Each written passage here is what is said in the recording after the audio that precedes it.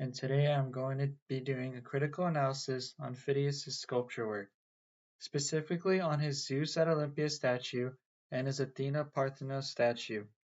I will first be talking about the era he made these sculptures in to understand the historical context at the time of him creating these artworks, then go into analyzing the sculptures themselves and how they look, and finally go over the aftermath they had after being created.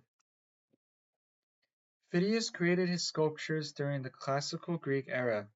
The Classical Greek era occurred during 480 BC all the way till 323 BC. It is considered by many artists and architects to be the golden age of arts because of the impact many of these artworks made during this time period. This era made a drastic shift from Egyptian influenced artwork to fully three-dimensional figures and statues like the ones in the picture on the right. During this time, many artists idolized realism. It was hard to depict at the time, and it helped depict many fictional and non-fictional characters from art into realistic-looking people.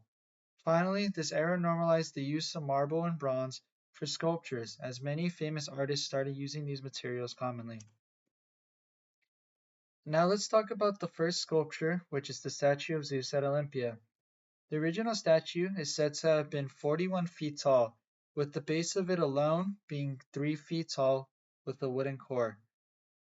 The parts of the statue, like his beard, robe, and staff, were made out of brilliant gold, and all of his skin, from head to toe, was made out of ivory.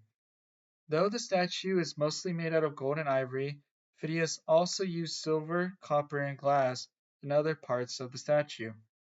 Before even creating the statue, Phidias consulted with Elean leaders about the look Zeus should have, where they came up with the idea of Zeus having the look of an old and wise god with realistic wrinkles, waves, and curves. The overall goal that was had was for him to have a form which stressed the justice of his rule rather than his possession of overwhelming force. Not just Zeus himself is detailed though, as even his accessories are thoroughly detailed, with his clothing being folded and given more depth, and his statue of Nike also being detailed as well. After the Zeus of Olympia statue was made, it quickly became the overall representation of Zeus for thousands of years. Not only did it become the representation of Zeus, but it also became the statue that the people at the time would go to worship, do sacrifices, ceremonies right outside the temple, and praise it to honor Zeus. The statue also contributed to the idea of the Hellenistic ruler portrait, not only in Olympia but everywhere else also, to create propaganda that Zeus was an almighty god that would protect Olympia specifically in wars. This was seen in action when the military in Olympia won battles, as they would go to the statue to celebrate their victories by giving thanks to Zeus for protecting them and aiding them in victories. Okay, now let's talk about the statue of Athena Parthenos. The original statue was 37 feet tall, with the base being almost 5 feet tall itself. The base was made out of Pentelic marble, which at the time was deemed very fancy and expensive. The statue was also made out of gold and ivory, with specifically the gold being very visible on all of her accessories like her armor. The statue also had a wooden core, which was a popular thing Phidias did with the majority of his sculptures. He also gave Athena folded clothing just like Zeus to really give it a realistic detailing to it and make it look realistic overall. The statue had a lot of depictions on it representing many things of the culture during that time, like the base depicting the birth of Pandora across the whole thing. The Athena Parthenos statue symbolized many things, such as power, wisdom, and divine protection.